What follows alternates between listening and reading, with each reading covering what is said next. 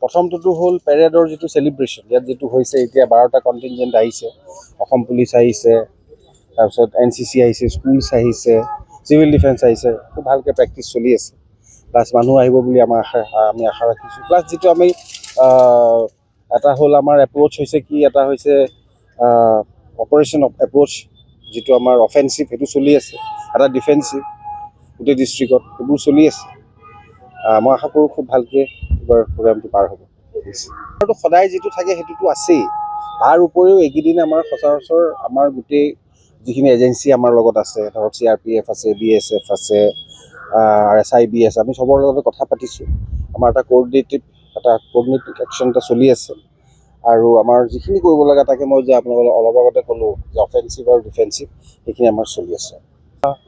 এতিয়ালৈকেতো আমাৰ হেৰিত একো অহা নাই, কিন্তু আমাৰ ৰাডাৰত গোটেই আমি অপশ্যনছ খোলা ৰাখিছোঁ। আমাৰ চ'ৰ্চে খবৰ দি আছে, যি যেনেকৈ আহে ঠিক তেনেকেই একশ্যন লোৱা হ'ব। যিকোনো খবৰৰ বাবে যোগাযোগ কৰক 9181307221 আমাৰ এই নম্বৰত।